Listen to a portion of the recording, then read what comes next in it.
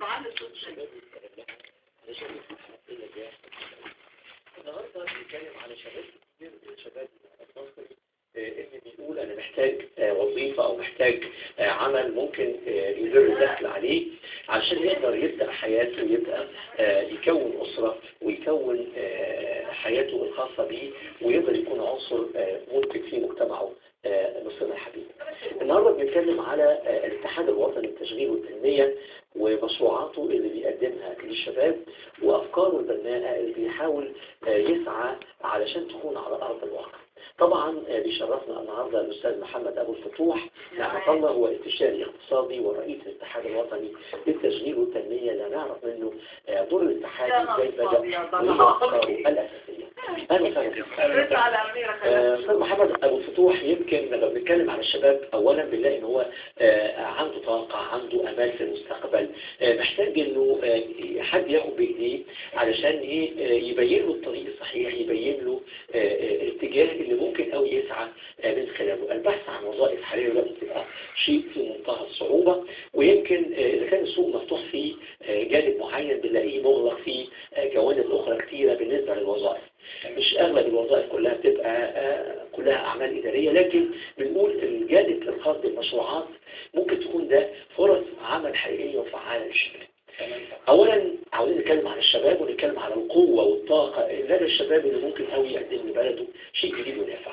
تمام. هو طبعا حضرتك اتكلمت على مشكله البطاله، ودي تعتبر قنبله موجوده في مصر. احنا عندنا تقريبا حسب الاحصاءات الرسميه بيتكلموا على بطاله في حدود 10%، يعني بيتكلموا في حدود 7-8 مليون. التقديرات الواقعيه او الحقيقيه، ودي في دراسات اقتصاديه نعملها على نسبه البطاله واعداد المتعطلين في مصر، ديت الحقيقه بتوصل ل 20 مليون متعطل في مصر. 20 مليون متعطل ده سبب رئيسي. احنا طبعا عندنا البطاله بتوصل 50% تقريبا من قوه العمل. في مؤشرات كتيرة بتأكد الكلام ده غير الدراسات التفصيلية اللي انا عملها. لو قلنا مثلا في الولايات المتحدة وأوروبا البطالة أو قوة العمل بتبقى تقريبا 50% من السكان. دي مؤشرات، ودي الأعداد القوى العاملة في الدول دي. لو اتكلمنا عندنا في مصر هنلاقي ان هي اقل من ربع، يعني القوى العاملة في مصر قطاع مختص اقل من الربع. يعني عندنا حوالي 16 مليون عامل، فيهم 6 مليون قطاع عام وحوالي 10 مليون او اكثر شوية في القطاع الخاص. في حين ان احنا عندنا قوة الشباب في سن العمل حوالي 50 مليون. فمعنى كده ان احنا لو شلنا البطالة الاختيارية والشباب في سن الجامعة، احنا بنتكلم على 18 لحد 65، هنلاقي ان احنا عندنا حوالي 5 مليون تعليم جامعي وبطالة اختيارية. هنلاقي ان في ارباب المعاشات حوالي 3 مليون حسب الاحصاءات الرسمية، نقول حتى 4 أو 5. يبقى احنا بنتكلم في 10 مليون و50 مليون. احنا عندنا قوة عمل حوالي 40 مليون طالبين عمل. اما يبقى عندنا بنتكلم في 16 مليون القوى العاملة في مصر، يبقى احنا عندنا حوالي 24 مليون متعطل في مصر. تمام. لو قلنا عدد كبير قوي، ده اكتر من 50% من القوى العاملة. دي دولة بحالها. لا، حضرتك عارف في دول في الخليج 3 و4 مليون يعني، ودول كبيرة. فدي طبعا مشكلة. احنا عندنا برضه في مصر معدلات الفقر وصلت 50% من عدد السكان. دي معدلات طبعا برضه كارثة على كل المستويات. اما يبقى عندنا 50% تحت خط الفقر في مصر، السبب الرئيسي لها هي البطالة، سواء سفرة او سواء بطالة اللي هي موسمية، يعني بيشتغل جزء سيزون والباقي بقية السنة ما فيش شغل معين، او بيشتغل مثلا عمالة زي العمالة اليومية والعمالة المؤقتة وما شابه. فدي طبعا كارثة. دي سبب رئيسي من أسباب الفقر. طبعا احنا أما قامت ثورة يناير وقامت ثورة 30 يونيو، دي سبب رئيسي لها كان التدهور الحاد في مستويات المعيشة، ارتفاع أعباء المعيشة، طبعا غياب العدالة الاجتماعية. كنت برضو عامل مجموعة دراسات قبل كده عن كتاب كنت عامله اسمه سياسات النهب العام وأسرار العدالة في مصر. كنت برصد فيه 34 سياسة نهب عام في مصر. الاقتصاد المصري بناخد يعني حوالي 40% من الموارد الاقتصادية بنعيد تحويلها لصالح بضع مئات من الأشخاص، سواء رجال أعمال أو بعض النافذين. فدي كانت كارثة. عشان كده كانت أهم أهداف ثورة يناير وثورة 30 يونيو هي العدالة الاجتماعية، وقبلها كمان كان عيش حرية. تمام. فالعيش اللي هو توفير فرص عمل وتوفير الحد الأدنى اللائق لمستوى المعيشة وفي نفس الوقت العدالة الاجتماعية. فديت من أهم المرتكزات اللي بنتكلم عليها بالنسبة للاتحاد ونشأة الاتحاد. يمكن حضرتك برضو بيضم ايه الاتحاد؟ يعني ايه كائنات الاتحاد اللي بيضمها؟ حضرتك احنا بنأسس حاليا اتحاد نقابات عموما، يعني اتحاد مماثل لاتحاد العمال او اتحاد النقابات المستقلة او ما شابه. الاتحاد ده بدأنا حاليا يعني انتهينا من اجراءات او استكمال الهياكل بتاعت حوالي 5 أو 6 لجان مفروض علشان نبتدي ننهي اجراءات الاشهار للاتحاد ككل. المفروض يبقى عندنا 9 لجان، فاحنا بنستكمل الهياكل دلوقتي عشان نبقى نقابة عامة للتشغيل والتنمية. علشان نبقى اتحاد المفروض بنستكمل 20 لجنة.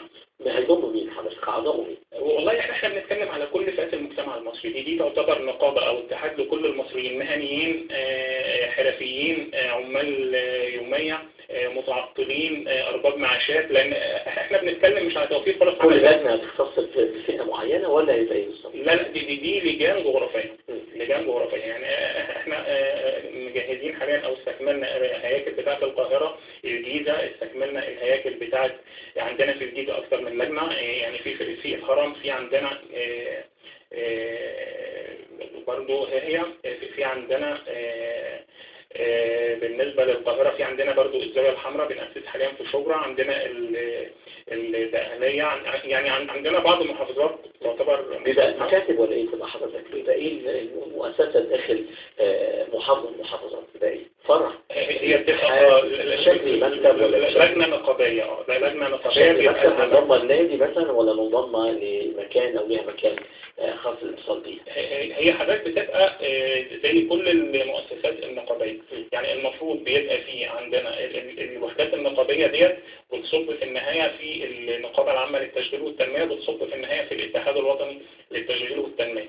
فهي بتمارس، اللجنة ديت بتمارس كل المهام بتاعة الاتحاد. في طبعا القانون بينظم اجراءات اللي هي العلاقة الإدارية اللي موجودة، وبالنسبة للأنشطة وكل خدماته ايه هتبقى؟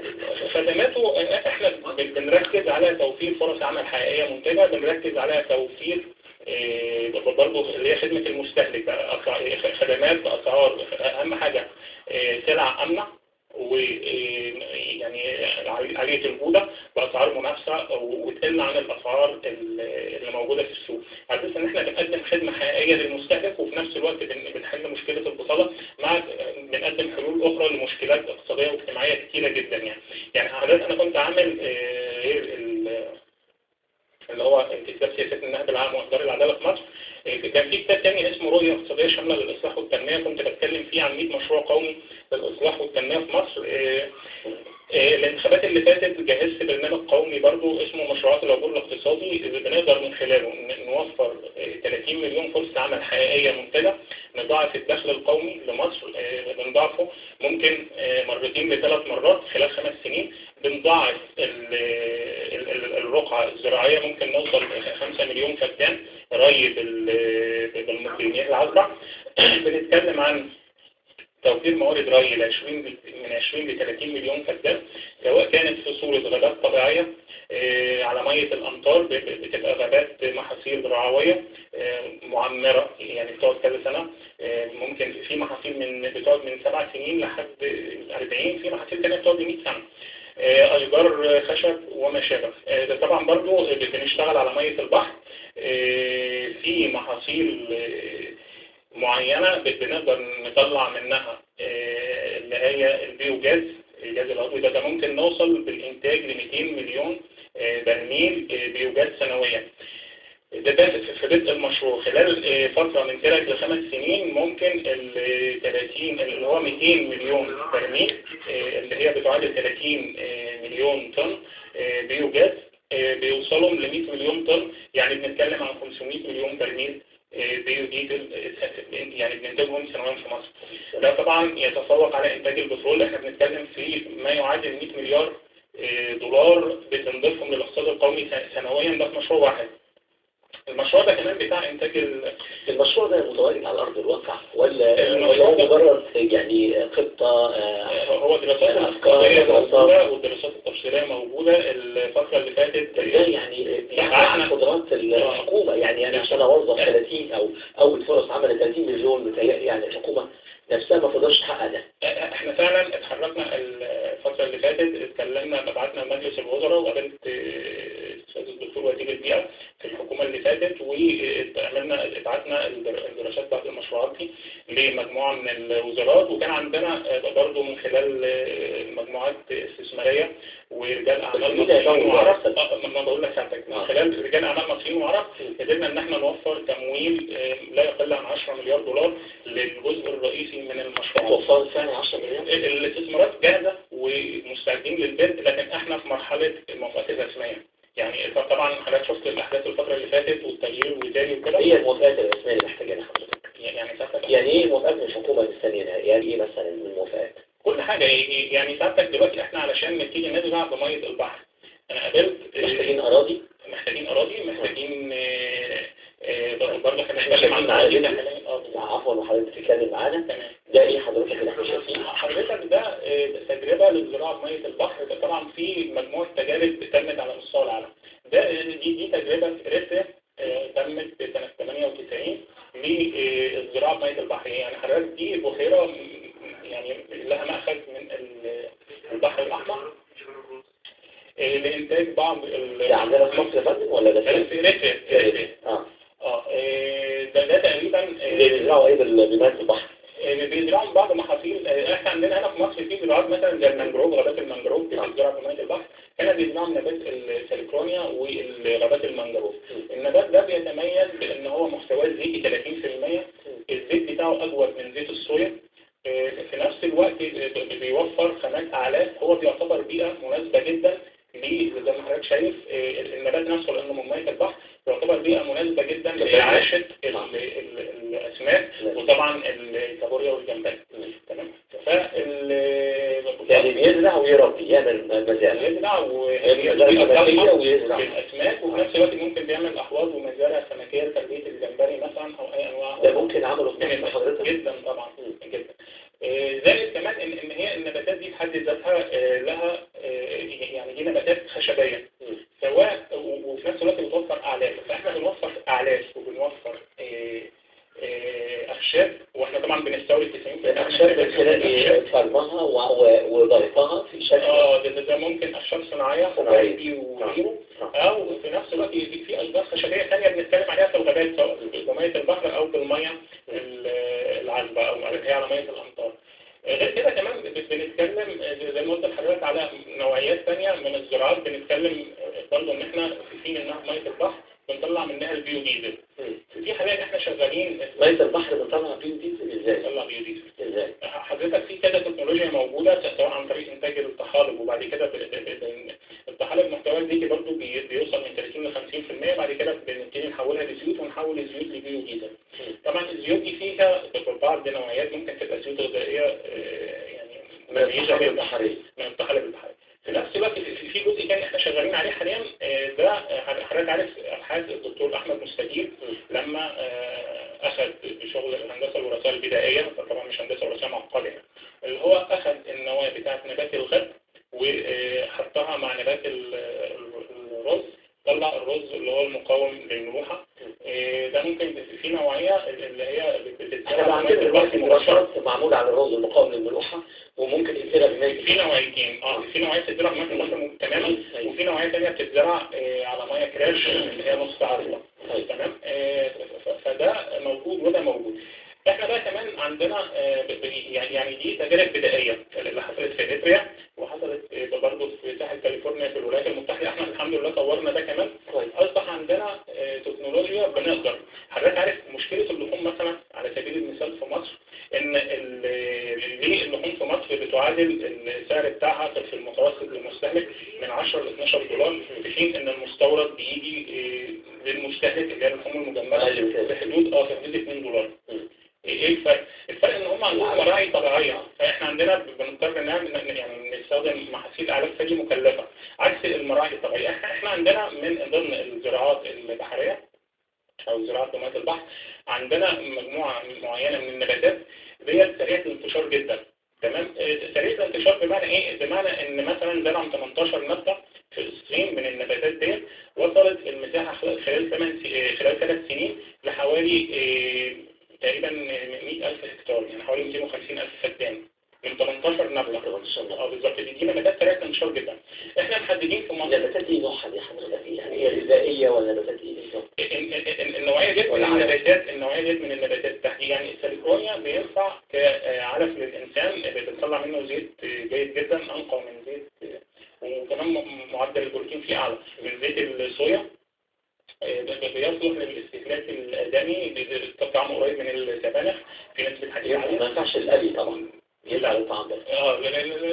سواء مطبوخ طبعا او سواء ان هو بيستخدموه في كل انواع المخللات. يعتبر من المخللات البحريه المميزه جدا واللي لها قبول في اوروبا. كعشب نفسه يعني العشب نفسه بيتخلل وبيستخدم كنوع من المخللات الجيده جدا يعني. طب ايه اللي يطلع للحيوان ده وتربيه الحيوان؟ هو ده في جزء طبعا الزيوت بتتاخد من البذور بتاعته. هنا في التجربه ديت كانوا وصلوا لمعدلات تقريبا اللي هي المعدلات البدائيه في بدايه الانتاج بتبقى 7 طن بذور للفدان. تمام. النهارده في سلالات جديده من نفس ما بنتكلمش عن هندسه وراثيه، لكن بنتكلم عن سلالات جديده. تمام. السلالات الجديده ديت بتنتج، الفدان بينتج 22 طن زيت. احنا لو اشتغلنا على 10 مليون فدان بنوفر موارد اعلاف، تمام، لحوالي 60 مليون راس، ممكن نوصل بيهم ل 100 مليون راس. في نفس الوقت ال 100 مليون راس ابقار وجاموس، لان راس الابقار والجاموس تقريبا معدل التغذيه بتاعها بيماثل 5 رؤوس من الاغنام. فاحنا بنتكلم عن مليون راس ممكن من خلال زراعه 10 مليون فدان نباتات ملحيه، او سواء نباتات ملحيه ونباتات رعويه زي اللي بنتكلم عليها على مياه الامطار. في نفس الوقت بنتكلم على توفير، احنا استهلاكنا السنوي من الزيوت بيبقى حوالي 1,000,000 طن. احنا بنتكلم عن انتاج 5 مليون طن. هنزرع فين يا دكتور؟ يعني ايه المكان اللي نزرعه؟ قريب البحر الاحمر ولا في خرائط موجوده في 30 مليون فدان قبل الزراعه الفوريه باقل تكلفه في مصر.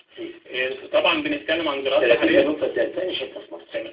احنا بنتكلم عن سواحل مصر، عندنا حوالي 3000 فدان على الساحل. طبعا علشان احنا بنتكلم عن زراعه مياه البحر، فملاحظه التربه النهارده طبعا لها حلول كتير جدا. يعني في بعض نباتات او في نباتات بيتاخد منها بيتعمل بودر بينضاف على ميه الري، بنقدر نزرع لحد 30 لحد 10,000 جزء في المليون، اللي هو ملي موز. يعني ده بيعمل ايه؟ انا بضفره من بتاعه واحطه في ميه الري اطلعه، هعمل بيه ايه حضرتك؟ احطه في ميه الري هينبت نبات ولا بيعمل ايه؟ حضرتك عارف ان عندنا اراضي كتيره في مصر، مثلا الميه بتبقى الميه نص ملح من نسبه الملوحه فيها، يعني لحد 3000 في المفهوم التقليدي كان بيصلح للزراعه العاديه بالميه. بتبقى يعني ايه نباتات ملحيه شويه نزرع عليها ملوخيه، نزرع عليها بعض النباتات اللي بتستحمل درجه عاليه من الملوحه. لكن اكثر من 3000 كان الانتاج بيبقى غير اقتصادي. احنا النهارده بنقدر نزرع لما بنضيف البودر ده تكلفته تقريبا للفدان لا تتعدى من 20 ل 30 جنيه. اللي هي البودر دي عباره عن ايه؟ ده بودر برضو متصنع من حضرتك عارف نبات الغاب مثلا او المنجروف او كده، كان هو ده متاخد ده قيمه غذائيه قصدي حضرتك بيقوي الارض ولا بيعمل ايه؟ بيتغلب على الملوحه. سواء ملاحظة المية أو التربة. بيعمل اللي بيرقي المية بيمتص الملوحة. بيعادل نسبة الملوحة بالنسبة للنبات، فالنبات بيقدر يستحمل نسبة ملوحة توصل ل 10,000 جزء في الملوحة، هي تقريبا نصف ملوحة البحر المتوسط. أي نبات بنزرعه؟ أي نبات بنزرعه. يعني هنعمل البودر الخاص بهذا الغاب ونحطه مع المية. دي مادة مستخلصة من نبات الغاب، ودي حاجات مية مالحة ولا هنفص مية عذبة؟ أنا بوضح لحضرتك الموضوع بتاع الملوحة. فالبودر ده موجود. في نفس الوقت احنا بنتكلم عن ملوحة التربة، تمام، برضه بيساعد في حل ملوحة التربة. بياخد ايه؟ ازاي بياخد المادة المالحة؟ يعني ازاي بيقدر يعادل المياه المالحة هذا البودر؟ هو هناك معادلة معينة، طريقة معينة. عارف نبات الغاب لو حضرتك شفت البحيرات في اسكندريه سواء كان جمالية او غيرها، بتلاقي ان هي البوص او الغاب ده دي ميه مالحه، ميه بحر. فازاي في نبات بيطلع في ميه البحر؟ في اكثر من 3000 نوع بيصلح ميه البحر، نوع من النباتات. فيها نباتات بتتزرع على ميه البحر بالكامل، دي ليها ضحل عشان كده تطلع فيها. لا ما هو مش شرط، الفكره ان النباتات بتتحمل ملوحه ميه البحر وبتطلع، تمام. فاحنا عندنا نبات زي الغاب وبعض النباتات اخرى زي المنجروف وغيره ممكن يطلع على ميه البحر مباشره. طبعا الغاب المثال الاشهر، لان المنجروف ممكن يحتاج يتنبت بميه عذبه الاول وبعدين ممكن بيتحمل ملوحه ميه البحر. شايفين هنا فيديو للاراضي. ده برضه التجربه كانت على ساحل كاليفورنيا في الولايات المتحده، كانوا بيعملوا برضه مشروعات للهنود الحمر على اساس برضه زراعات بحريه بالكامل. دي حضرتك عارف صحاري كاليفورنيا تعتبر صحاري من اعلى معدلات الجفاف في العالم، يعني تقريبا بتماثل الصحاري اللي عندنا فيها معدلات جفاف عاليه. احنا عندنا في بعض مناطق في اسوان وجنوب مصر معدلات سقوط الامطار فيها زيرو، فدي من اقحل الصحاري في العالم. فبرضه صحراء كاليفورنيا فيها نفس معدلات الجفاف تقريبا، او يمكن عندهم معدلات يمكن امطار احسن شويه كمان في بعض المناطق. فهم هنا بيزرعوا بميه البحر مباشره، فحضرتك شايف المساحات كلها كانت خضراء وبيزرعوا محاصيل معينه. احنا الحمد لله قدرنا نطور الزراعات ديت بحيث ان زي ما قلت لحضرتك مشكله اللحوم عندنا ان ما عندناش مراعي طبيعيه. مراعي طبيعيه في فرق ان انا عندي محاصيل اعلاف طبيعيه بتكلفه زهيده. الاوفر اقتصاديا والاجدى اقتصاديا ان النبات يرعى مباشره في المحاصيل دي. احنا عندنا مشكلة في النباتات الملحية اللي بنتكلم عليها، ان هي بتقلل معدلات اللحوم، انتاج اللحوم 10% عن المعدلات الطبيعية. عشان تلافي العيب ده بنخلطها ب50% من المحاصيل الثانية حتى لو قش رز او غيره، لان ديت يعني ان هي منتجات تعتبر عديمة القيمة الغذائية بتلافي تأثير المرور. لكن قدرنا نطور مجموعة معينة من النباتات زي مثلا الفلاح المصري لما بيجي يزرع البرسيم علشان يتفادى في اللي هي بيسموها الحشة الأولى مرض النفاخ، اللي هو ده بيؤدي لنفوق المشاة، نسبة المية فيها عالية وحاجات زي كده. فبيزرع معاه 10% ري جراس أو شعير مثلا. فإحنا برضو عندنا نباتات تانية بنزرعها مع مثلا الغابات أو المراعي اللي هنزرعها، سواء كانت نتكلم برضو عن مياه البحر هنا مباشرة، بحيث إن هو الحيوان يستطيع إن هو يرعى من الأرض مباشرة بدون خلط بدون أي تأثير عليه، بيبقى بدون أي مشاكل. وفي نفس الوقت دي كلها منتجات غير مهندسة وراثيا يعني قبل للتصدير. الهند قدرت تحقق الاكتفاء الذاتي في اللحوم والألبان عن طريق استخدام النباتات المهندسة وراثيا وزراعتها بمية البحر، اللي هي كانت أبحاث الدكتور أحمد مستجيب. يعني الهند استفادت بأبحاث الدكتور أحمد مستجيب. احنا في مصر لحد النهاردة هي أبحاث ورقية، يمكن في بعض تجارب على سكيل صغير موجودة لبعض أنواع المحاصيل ديت، لكن ما تمش الاستفادة. فاحنا الحمد لله قدرنا نطور زي ما قلت لحضرتك نوعيات معينة من النباتات تصلح للرعي المباشر برضه مزروعة بمية البحر. احنا بنتكلم انتوا بالاتحاد الوطني للتشغيل ده هتحتاجوا من ايه؟ من خلال مجموعة من العلماء ولا من خلال ايه؟ هي دي ابحاث ودراسات موجودة فعلا، انا عامل لها دراسات اقتصادية كاملة موجودة وقابلة للتنفيذ حتى زي ما قلت ساعتها. ابحاث تاخدوها منين يا فندم؟ من المركز القومي للزراعة؟ انا كاستشاري اقتصادي دي في ابحاث علمية موجودة عملت لها الدراسات الاقتصادية وجهزها للتطبيق وزي ما حضرتك شايف في تجارب. مركز البحوث مصر الزراعية ولا خلي مثلا؟ يعني التجارب ديت طالعة من منظمة الفاو والأمم المتحدة على زراعة مياه البحر. احنا يعني قبل للتطبيق الفوري. يعني احنا كمان طورناها، استخدمنا تجارب اخرى مع محاصيل ثانيه. يعني هم هنا استخدموا في التجارب بتاعت الاريتريا وبتاعت ساحل كاليفورنيا استخدموا نوعين فقط من المحاصيل الملحيه. احنا بنستخدم حوالي وصلنا لحوالي 17 او 18 نوع، كلها قابله طبعا تصلح والتجارب العلميه بتاعتها معروفه وعملنا لها جدول اقتصاديه وجاهزه للتطبيق الفوري. طب اسمح لي يا استاذ محمد، ايه الآلية اللي طلبنا من الحكومة علشان تقدروا تنفذوا هذا الكم الكبير جدا من الأراضي ونستزرعها على مياه البحر واستخدام هذه النباتات اللي معمول لها يعني شيء جديد أو إضافة جديدة في الجانب الوراثي انها تستحمل هذه الملوحة وتنمو وتنبت وتعطي يعني هذا الخضار. هو معلش في جزء مهندس وراثيا احنا بنتكلم عليه حتى الآن نباتات طبيعية بالكامل، ما اتكلمناش عن المهندس وراثيا لأن ده في قيود على تصدير المنتجات بتاعته. لكن احنا برضو بنتكلم على ليه هذه القيود في التصدير؟ علشان المنتج علشان يبقى آمن غذائيا ومسموح بتداوله على مستوى العالم لازم يبقى اتجرب مثلا 10 سنين أو 15 سنة أو أكثر، ويعني تعمل دراسات وافية على الآثار الجانبية ومشاكل. دي مهندسة وراثية اللي حضرتك بتنادي بيها مهندس وراثي؟ لا خالص، دي نباتات طبيعية بالكامل. طبيعية بالكامل. احنا عاوزين والإنتاج قابل للتداول مباشرة. ايه اللي طالبينه من آلية بالنسبة للحكومة أو رئاسة الوزراء علشان تقدر توفر لكم احتياجاتكم عشان تبدأوا تشغلوا حضرتك قلت لي 30 مليون؟ يعني هم مشروعات قومية. لا هي في بعض المشروعات من دي ممكن تحقق 10-20 مليون فرصة عمل. يعني احنا لو عايزين 30 مليون ده ممكن مبدئيا يعني ممكن نوصلهم ل50 ممكن أكتر، لكن طبعا فرص العمل ديت لما بيبقى يعني بنتوسع في المشروعات بقدر احتياجات القوى العاملة في مصر علشان برضه ما نجيش في وقت يبقى فيه الطلب على العمل كتير فالتكلفة الإنتاجية بتاعنا، وفي نفس الوقت المشروعات بتتوقف، فاحنا بنتوسع بالقدر المطلوب وفي نفس الوقت بنطبق تكنولوجيات ثانية برضه. ايه اللي محتاجينه من الحكومة؟ يعني معلش طبعا دلوقتي علشان نبتدي ناخد مساحات ساحلية، تمام، فطبعا دي محتاجة موافقات من مجلس الوزراء ومن مخابرات عسكرية وغيرها اللي احنا بنتكلم عن صراحة، تمام. برضه في نفس الوقت ممكن بنحتاج موافقات أكثر من وزارة. يعني مثلا لما بنتكلم عن مشروع إنتاج البيوديزل بننتجه على مية الصرف الصحي والصناعي، لأن الزراعي بيعاد استخدامه ولنا فيه أكثر من طريقة زي ما قلت المعرفة، وفي الآخر مش هيستخدموا الإنسان ده مجرد طلع منه طيبين يعني طاقة. بالظبط. كمان احنا ممكن بنستخدم مية البحر، فدي مثلا احنا عندنا امراض الفشل الكلوي والكبدي وغيره. يعني منظمة الإيولا دي منظمة دولية بتعمل في ابحاث المياه والصرف الصحي، بتقول في الدراسات بتاعتها ان في حالة عدم وجود صرف صحي في منطقة معينة بتزيد معدلات الامراض الوبائية والمعوية بنسبة 1000%، يعني 10 أضعاف، تمام.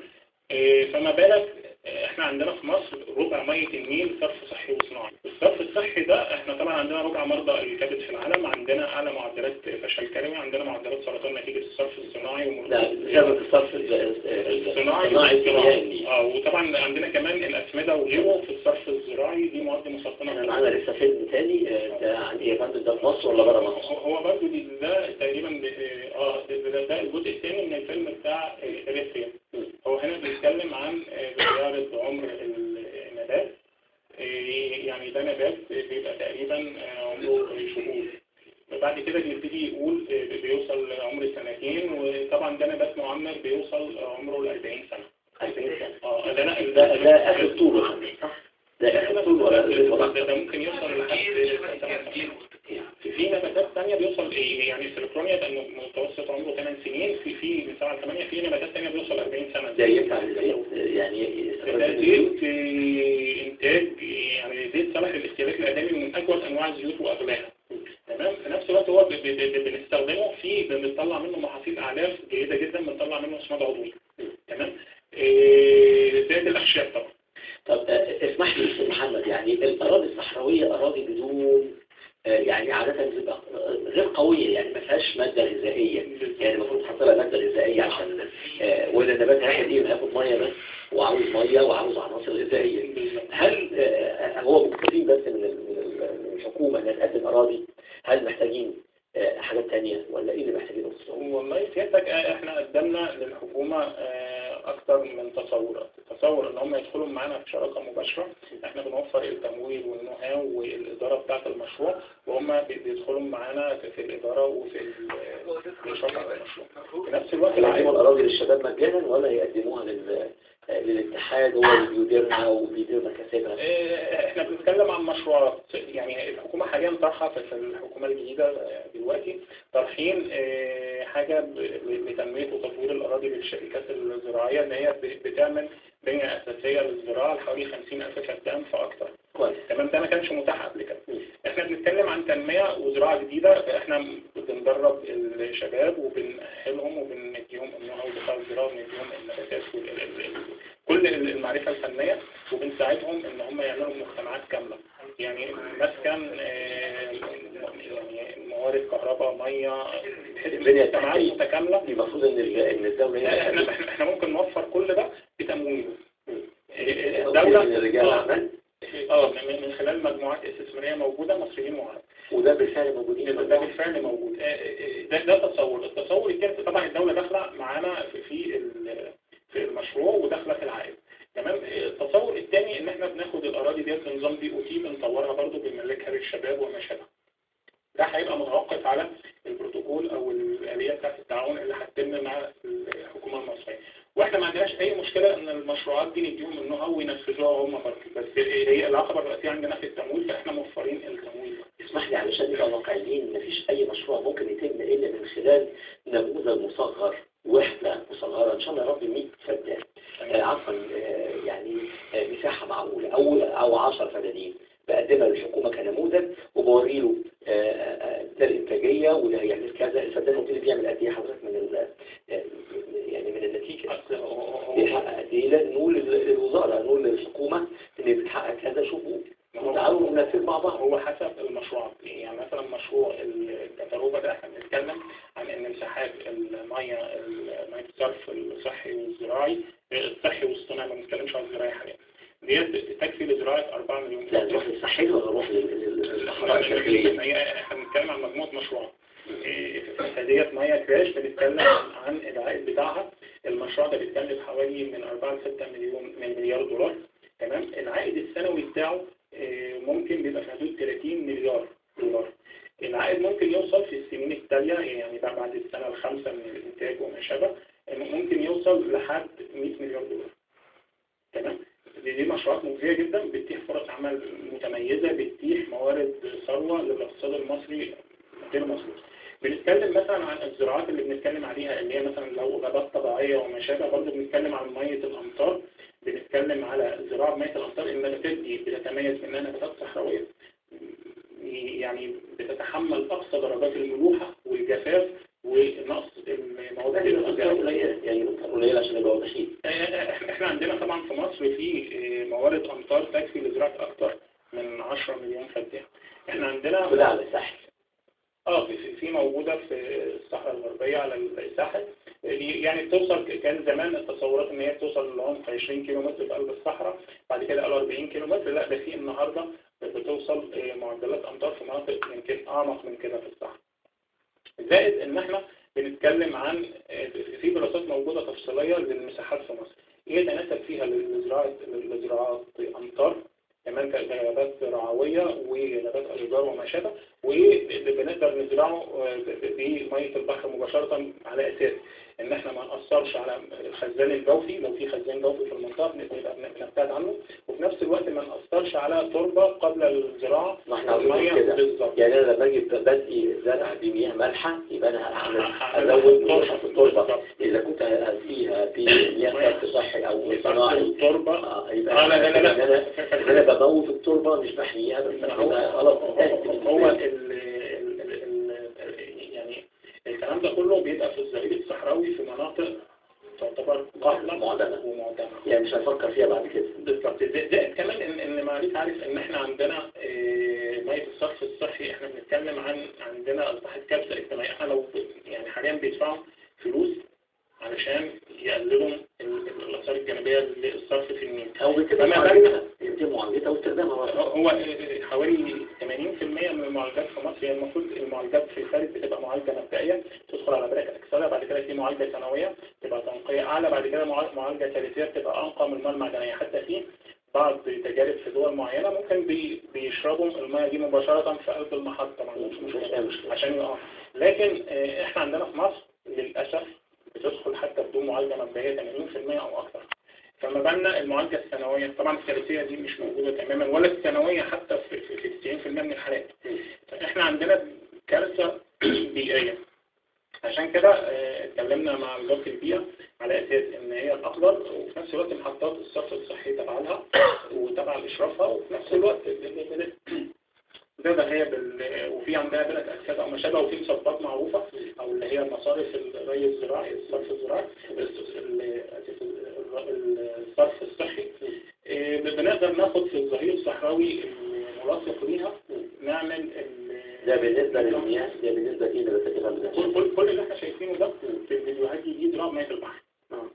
كل ده زراعة مية في البحر مباشرة. لكن ما قلتليش حضرتك ازاي هنخلي التربة منتجة، ازاي يكون فيها عناصرها المختلفة؟ أنا قلت المعاليك النباتات دي تتحمل أقصى معدلات الملوحة والجفاف ونقص بمعنى إن النباتات دي بتطلع بشكل طبيعي. مثلا أنا بتكلم عن مجموعة نباتات بتوصل، يمكن إحنا محددين أكتر من وصلنا ل 20 حاجة 20 نبات. في نباتات بتطلع بشكل طبيعي في يعني أقصى ظروف مناخية. لكن الغذاء مفروض الأرض لما هي الغذاء عادة بيبقى موجود في النبات نفسه، بيبقى موجود التغذية الكافية لمرحلة النمو وإن هو يبدأ في النمو والإنتاج الخضري وما شابه. بعد كده يبقى هو محتاج معدلات مية. يعني في عندنا معدلات احتياجات للنباتات ممكن تتزرع على مية الأمطار بتوصل ل 250 مللي لتر في السنة، يعني حوالي كوباية مية صغيرة. تمام، دي بتبقى كافية جدا. والنبات ده بيبقى نبات منتج. طبعا هو عشان يبقى منتج هو ده بيعيش، بيدينا خشب، بيدينا زيت بس بمحتوى أقل، بيدينا محاصيل أعلاف أو أعلاف وما شابه. لكن عشان يبقى منتج ممكن النسبة بتزيد شوية 350 و 450. احنا عندنا بنزرع شعير في الساحل الشمالي مثلا، وبنزرع بعض قمح وكذا. ده بيحتاج 1000 مللي لتر للنبات علشان يبتدي يبقى معدل يعني يقدر يدخل في مرحله الانتاج. وبرضه بنتكلم عن ان هو بيزرع في نفس البيئه الصحراويه القاحله، الارض فقيره وما شابه، وبيتحمل معدلات ملوحه وجفاف.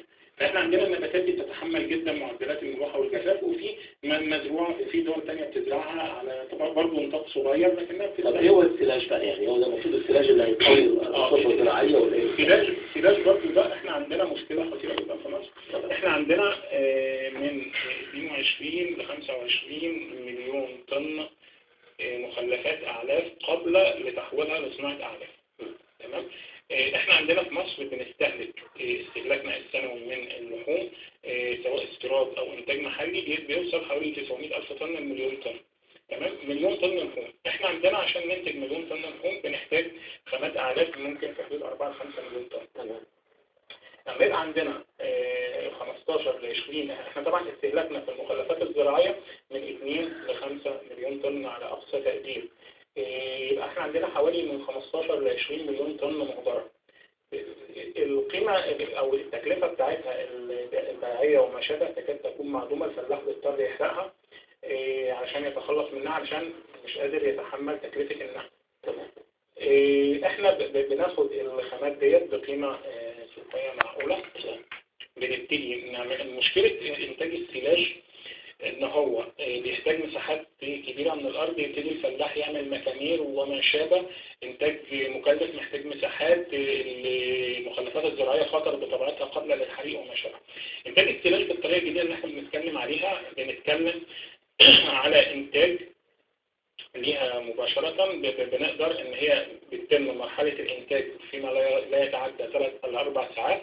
بتبتدي تتعبى، بتبتدي تتقفل وتتحط في الشكل، تبقى صالحة للاستهلاك خلال 3 أسابيع من تاريخ انتاجها. طيب ازاي بتنتج في 3 ساعات؟ يعني ازاي بنقدر ننتجها في هذه الفترة البسيطة؟ هي في كذا طريقة طبعا كبديل عن المكامير اللي بيعملها الفلاح في الأرض عنده والحاجات دي كلها. احنا ممكن بنحقنها بسائل اليوريا بنسب معينة، بتبقى حدود 1% لكمية المية. الطن تقريبا بياخد 375 لتر. بيبقى قابل للخمر. هو بعد كده بيتحط في الشكارة كبديل عن المخمورة، شكارة بلاستيك بالكامل، وبيتقفل، بيبقى قابل ان هو بيتخمر، وبيتم المعالجة الحيوية للمخلفات دي بحيث انها تبقى منتج غذائي عالي القيمة من خلال 21 يوم. فاحنا بنحل مشكلة المكامير، وفي نفس الوقت الفلاح ما بيبقى عشان يدفع تكلفة الأعلاف اللي احنا شايفينه ده حضرتك عصر يعني. لا ده بالنسبة بقى للشعير المستنبت اللي كلمت حضرتك. ده المفروض مشروع من المشروعات اللي بتقدموها للشباب. مشروع من المشروع. هنا الشعير المستنبت ده داخل صوب ولا داخل أماكن هو بينتجه طبعا في أوروبا وأمريكا. دي زراعة بنسميها زراعة راسية. دي زراعة بدون تربة. هنا بيبقى طبعا عندهم الجو مش مناسب علشان الزراعة في الحقول يعني. ده الشعير. الشعير ده بيبقى قابل يعني خلال 3 أسابيع اللي بيوصل 8 أمثال للبيت 3 أمثال في البيت. لا خلال أسبوع واحد يوصل 8 أمثال الوزن بتاع الشعير. في نفس الوقت حبات الشعير فيها مكونات غذائية. بيتقدم للحيوان. أما بيتقدم للحيوان بيبقى فيه عندنا الشعير بالمكونات الغذائية بتاعته، اللي هو لأن طبعا الإنتاج الحقلي بياخد فترة طويلة جدا، لكن ده بيبقى الشعير موجود، المكونات الغذائية موجودة في حبات الشعير زائد النمو الخضري اللي موجود، فبيبقى قيمته الغذائية أعلى كمان من سواء الشعير الأخضر. أسرع طبعا بالنسبة لنا، أسرع وأقل كتير في كميات المية. الإنسان كمان بيستخدم هذا زي اللي هو الفول والترمس والحاجات دي ممكن مثلا الشعير اللي معمول ده بيعملوا منه عصاير طبعا. فكل ده موجود. طبعا التكلفة هنا بيبتدي يعمل زي أماكن مغلقة، بيبتدي يعمل لها درجة حرارة معينة مكيفة، بيبتدي يزرعها بدون تربة. التكلفة بتاعت الوحدة ديت علشان نوصل لإنتاج طن يوم كامل كانت ممكن توصل يعني ما يعادل 1,000,000 جنيه أو أكثر. هو أخذ ده وراح في الأرض ولا بياخد منها إيه؟ هيأكلها يعني أخذها على طول والحصان هيجي ياكلها. فهو ده كانت التكلفة تقريبا ممكن توصل 1,000,000 جنيه. بدأ في تطوير حصل، يتاكل الأخضر على طول ولا المفروض إن هو مثلا ممكن إذا اتسد في الشمس مثلا يسبق أو حاجة أو يتم تجفيفه بعد كده الحيوان يأكل برضه؟ هو طبعا الأحسن والقيمة الغذائية الأعلى إن هو يتاكل الأخضر. هو ده علشان نقص الأعلاف الخضراء وقيمته يعني زي ما بقول معلم هو القيمة التكلفة بتاعته عشان بقى التركيز في مكان وما شابه ممكن تبقى عالية. بعض الناس في مصر اختاروا التجربة وبدأوا يحاولوا يخفضوا الأسعار بحيث إن هي وصلت ممكن الوحدة اللي بتنتج طن يوم معدل طن علف أخضر يوميا طن، اللي هي بتنتج 7 طن في الأسبوع، لأن هو بيقعد أسبوع أو 10 أيام حسب ضربة فلو بينتج يوميا طن، الطن ده بيكفي احتياجات 25 يعني يجمعوا بعد 10 أيام يزرع ويبذر تاني ويبتدي ياخد هو في الأول بيبتدي يعمل مساحة معينة 7 طن مثلا، بيبتدي بعد أسبوع يبتدي ياخد طن يوميا، يبتدي اللي بياخده بيبتدي يحط بالظبط مكانه ويبتدي وهكذا. لكن محتاج ايه حضرتك؟ هل محتاج يعني بقى تربة خفيفة حاجة صغيرة؟ لا ولا تربة تماما بدون تربة تماما. احنا شايفينه متشابك مع بعض يعني شايفين الشعير هو عشان بدون تربة بيبتدي بيتماسك مع بعضه بيبقى قابل حتى يعني ما فيش طب هنا المية اللي بياخدها ايه تنقيط ولا مية هو بيبقى مية بالتنقيط عن طريق مواسير غاز. برضه قدرنا نطور الخامات، احنا مش محتاجين هو هنا بيتكلم عن الشعير المستنبت، احنا عندنا محاصيل صيفية ثانيه وبتدي نفس النتيجة تقريبا زي الذرة الرفيعة مثلا. في نفس الوقت برضه نفس الانتاجيه ونفس في نفس الوقت الشعير كمان احنا عندنا الجو يعتبر مناسب مش صعب قوي، فممكن انتاجه بدون البيئة المكيفة. وغيرنا يعني عملنا إحلال للخامات بخامات أرخص بحيث قدرنا إن احنا نوصل بتكلفة الفدان أو الطن يوم، الوحدة اللي بتنتج طن يوم ممكن توصل ل 10,000 جنيه. ده يوفر لنا الأراضي اللي احنا ممكن نزرع من خلالها البرسيم وما شابه، لكن ده مش هيأثر على الحبوب المتداولة في السوق. يعني مثلا أنا عندي مثلا القمح مثلا أو الشعير أو ما شابه أو الذرة، ده كله مش مفروض إنه إحنا بناخده كبني آدمين نصنع منه زي العيش، نصنع منه أخبار، نطلع منه دقيق. يعني في القيمة الغذائية يعني لابد أن نحصل عليه، ده مش هيأثر على المنتج. احنا وفرنا في المنتج. بمعنى ايه؟ بمعنى ان ساعتك الاعلاف فيها خامات مركزات اعلاف طول عمرها بيستخدموا الذرة او القمح او الشعير او الفول، وبتبقى توليفة من المنتجات دي كلها. فطول عمرها فيها جزء بيستخدم في الاعلاف. احنا بالعكس احنا بنقلل الكمية، بدل ما يستهلك 7 هنخليه يستهلك جزء واحد بس. تمام، لان هي بيوصل عن طريق، وفي نفس الوقت بنوفر علف اخضر طول السنة. بنوفر تقريبا يعني تكلفة الاعلاف الخضراء هنا في الحالة دي بتبقى اقل من ربع. انا بتكلم عن البذور اللي هي اللي بتعمل ما هو مثلا القمح او الذرة او او الشعير او الفول او ما شابه بتدخل اوتوماتيك في صناعه الاعلاف كمواد مركزه تدي قيمه غذائيه عاليه للحيوان. فهي فعلا بتستخدم. لما بننتجها اعلاف خضراء احنا بدل ما بنستهلك 7 منها احنا ممكن نستهلك 1 بس. لانها توفر لك الدنيا اكتر. بالظبط. يعني بنفس الجزء الخاص بتربيه زائد ان هي التقاوي بتاعت المحاصيل ديت ما فيهاش مشكله ان هي بيتم استيرادها حتى لو في عجز. لكن احنا فعلا بنستورد كميات منها وبيبتدي بنعمل اكسار محلي وبنبتدي عن طريق الوزاره وبنبتدي ومراكز التقاوي وفي نفس الوقت بيبقى فيه الفلاح بيستخدم النباتات دي من السوق فدي ما فيهاش مشكله. استاذ محمد، طب ازاي هنخلي الشباب يخشوا في هذه المشروعات؟ هل عشان يدخلوا في هذه المشروعات محتاجين مساحات، محتاجين وحدات؟ هل الحكومه هي اللي توفرها؟ هل الاتحاد الوطني للتشغيل هيوفر لهم الوحدات دي؟ هيزرعوها فين؟ ويحطوها في انهي جانب؟ هو المشكلة ديت احنا عندنا مشكلة البطالة وعندنا مشكلة زيادة معدلات الفقر وعندنا مشكلة حتى البطالة الموسمية. زائد كمان ان مثلا الموظف اللي بيشتغل العائد بتاعه بيبقى يكاد يكون لا يكفي متطلبات الحياة وأعباء المعيشة. فبيبتدي بيفكر ان هو يوفر شغل بديل، يوفر مشروع منزلي. في دول بالكامل قامت اقتصادها قام على الصناعات المنزلية والصناعات الصغيرة زي الصين واليابان. احنا عندنا الفكر ده يكاد 50% في امريكا نفسها، امريكا واوروبا 50% من الاقتصاد الامريكي مشروعات صغيرة. صح. احنا عندنا مشروعات صغيرة مش موجودة، ما فيش اي مساعدات. مشروعات صغيرة دي بتبقى مشروعات مغذية للمشروعات الكبرى، او ان هي بتدي منتج نهائي منافس زي المشروع اللي احنا بنتكلم عليه. لكن بالنسبة للشعير دي ازاي هنعمله مشروع؟ يعني الحاله الاولى هيبقى زراعة منزلية. بالظبط. هو حضرتك شفت هنا في الفيلم كان زراعة في الاسطح، وهل في بعض الغرف المهملة المتروكة؟ كل ده بيتم ممكن في مساحات في ارض عندنا بتبقى اراضي مهملة او قيمتها بسيطة. يعني احنا بنتكلم عشان ننتج 7 طن يوم، تمام، او طن يوم، 1 طن يوم، محتاجين مساحة حوالي 100 متر. 100 متر ديت بتديني انتاج اللي هو طن يوميا. مش شرط ان يكون مربع، ممكن يكون على شكل شريطي. هو 100 متر مساحة 100 متر ممكن تديني 7 طن في الاسبوع بمعدل طن يوم. تمام. ده على الارض حضرتك ولا فوق برضك؟ على الارض او على السطح او في اي مكان. فاحنا قدرنا بقى نوفق نعمل نوع من التباديل علشان برضو الاسطح والحاجات دي ممكن بتبقى فيه وحدات اصغر، في نفس الوقت هو هيودي المنتج ده فين. فيبتدي بيعمل، احنا عندنا في نباتات راعي بيسموها اللي هي البط والاوز والرومي والارانب، طبعا دي تاكل الاعلاف الخضراء.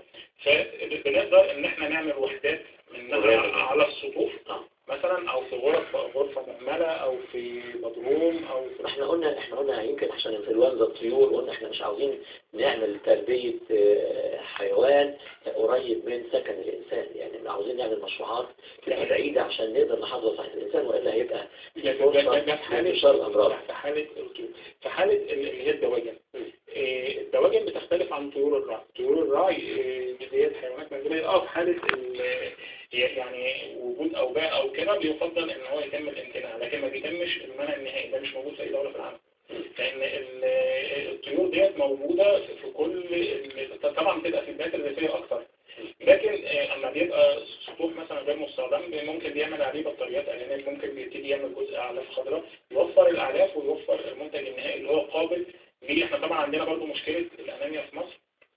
تقريبا 60% من اطفال مصر و60% من السكان عندهم معدلات انيميا حاده، نقص تغذيه، سواء فيها طبعا جزء نتيجه سوء تغذيه، نتيجه ثقافه وعوامل ثقافيه وغيرها، والجزء الاكبر نتيجه الظروف الاقتصاديه وارتفاع اسعار اللحوم وما شابه. فاحنا هنا بنوفر له لحوم تقريبا، يعني سعر الاعلاف تقريبا تعادل 10% من سعر الاعلاف اللي هو الجاف اللي بيستخدمه. فديت يعني نموذج من المشروعات. هو محتاج حضرتك يعني تكييف ولا أبواب مصرية؟ فصلنا بقى التكلفة وبرضه اتحركنا في يعني الخامات منها التكييف ده خاصة بالتكلفة، زائد ان احنا قدرنا برضه في نوعيات تانية بنقدر نشتغل عليها تتحمل البيئة المصرية أكتر. هي طبعا مشروعات كثيرة، يمكن نقول باقي المشروعات على سبيل بس الإشارة. هي المشروعات اللي حضرتك بتقدموها تاني في الاتحاد الوطني للتشغيل والتنمية، بقية دي غير السلاح وغير طبعا برضه احنا بنتكلم كبطالة وبنتكلم كخدمة مستهلك، فبنتكلم عن صناعات غذائية، منتجات ألبان. حضرتك عارف النهاردة منتجات الألبان أصبحت من كل السلع الغذائية في مصر تعتبر بتتدخل فيها الغش، تعتبر غير أمنة. احنا بنتكلم على كلها عشان احنا لا والله جزء يعني في ناس كويسة يعني هو لا طبعا لكن غياب الرقابة وفي نفس الوقت الربح المرتفع جدا للمنتجات غير الأمنة وسهولة تداولها في الأسواق، فده بيشجع يعني الصناعات دي استخدام كتير جدا. فمثلا عندنا نوعية الألبان للأسف بيدخل مثلا في نوعيات معينة من الألبان بيدخل فيها البوتاص غش تجاري. فطبعا احنا هنخلي مشروعات شبابية بتبقى التكلفة ممكن تلاقيها منزلية في نفس الوقت على نطاق تسيير الرقابة بالظبط. يعني قبل ما تنزل السوق لازم يكون في جهة رقابية. عشان كده بنقول ترخيص على مكتب جميل. ده هنا بقى الترخيص. استاذ محمد ابو الفتوح، نعمة الله، انا بشكرك طبعا على هذه المشروعات، ويا رب يكون حد من رئيس الوزراء اللي تابعنا والمختصين والمتابعين هنا بمشروعات الشباب. عاوزين يبقى في تعاون مع صندوق التنمية الاجتماعية. عاوزين كمان يبقى في برضه حاجة احنا بنتحرك حاليا مع يعني قابلت سفير محمد الربيع اللي هو الامين العام لمجلس الوحدة الاقتصادية العربية. اتكلمنا على ان نسجل الاتحاد معاهم في الجامعة العربية، يبقى الوقت معانا في الجامعة، وبرضه هم عندهم صندوق خاص ممول المفروض بيبقى 10 مليار دولار لتمويل مشروعات، لا ده تمويل مشروعات التشغيل في العقد الجاي. تمام. فاحنا برضه نقدر نستفيد بيها باذن الله المرحله الجايه. بشكرك استاذ محمد، يا رب نستفيد بكل ما هو خير. يعني احنا بنشكر استاذ محمد ابو الفتوح، نعمة الله، استشاري اقتصاد